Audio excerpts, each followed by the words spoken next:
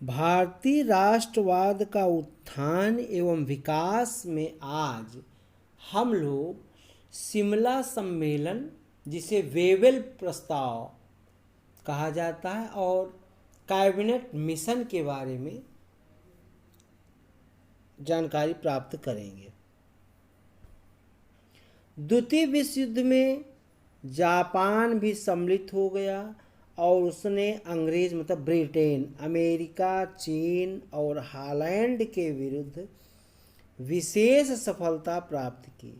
सुदूर पूर्व में जापान की सफलताओं से घबराकर अंग्रेजों ने मार्च 1942 में युद्ध मंत्रिमंडल के एक सदस्य सर स्टेफर्ड क्रिप्स को नए संवैधानिक प्रस्ताव देकर भारत भेजा।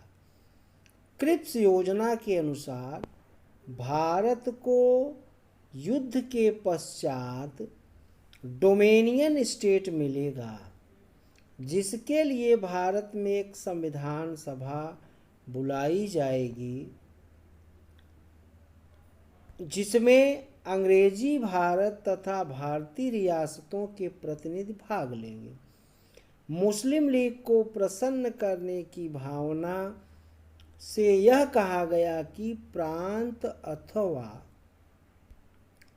रियासतें इस संविधान सभा में सम्मिलित न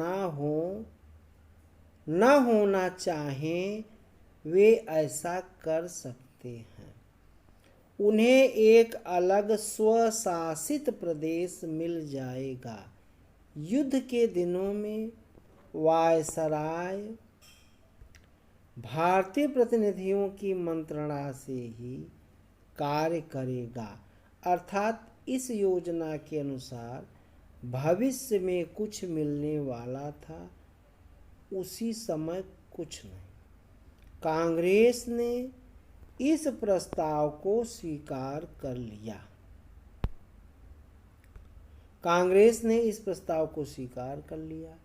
गांधी जी ने इस प्रस्ताव को उत्तर तिथीय चेक कहा और किसी अन्य व्यक्ति ने जोर दिया कि टूटने वाले बैंक पर हताश होकर अगस्त 1942 में कांग्रेस ने प्रस्ताव पारित किया, जिसमें अंग्रेजों को कहा गया कि भारत छोड़ो, और यह अनुरोध किया कि तुरंत अंग्रेजी राज समाप्त कर राष्ट्रीय सरकार बनाई जाए।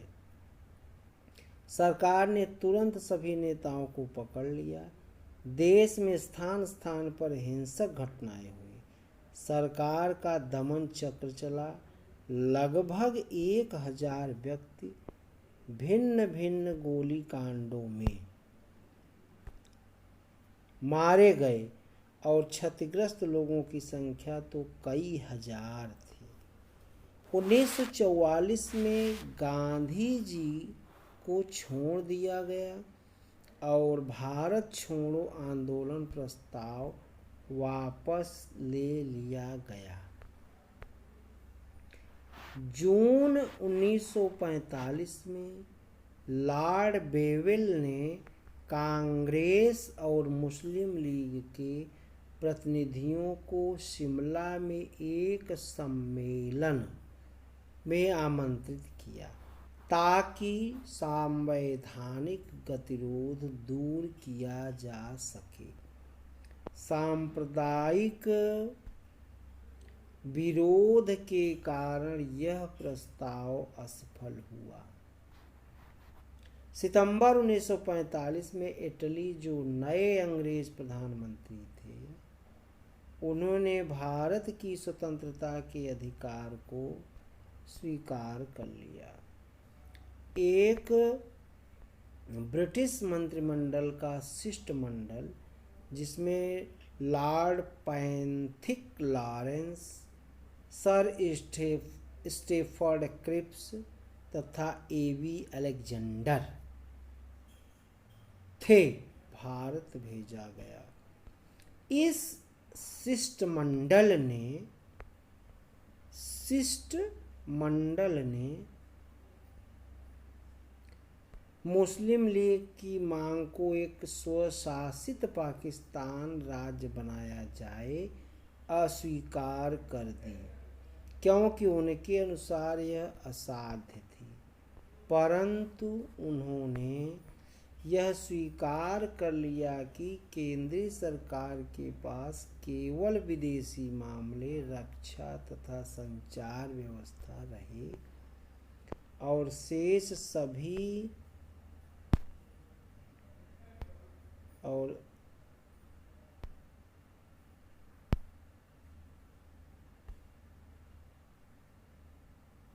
सभी मामले प्रांतों के पास रहें।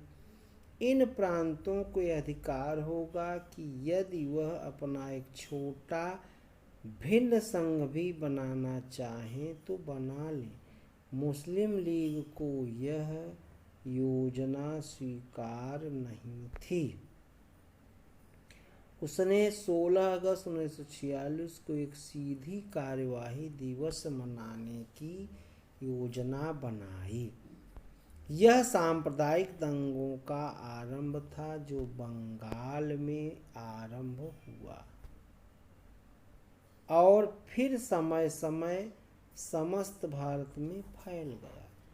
परंतु फिर भी 3 दिसंबर 1946 को भारत में एक अंतरिम सरकार बना दी गई, जिसमें पंडित नेहरू को प्रधानमंत्री बनाया गया।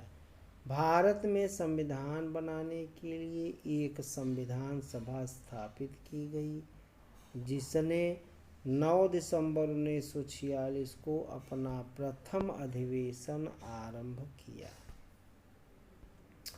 20 फरवरी 1947 को प्रधानमंत्री इटली ने आम सभा में यह घोषणा कर दी कि भारतीय राजनीतिक दलों में समझौता न भी हो तो भी अंग्रेजी सरकार ने राजसत्ता भारतीय लोगों को 30 जून 1948 तक अवश्य दे देगी।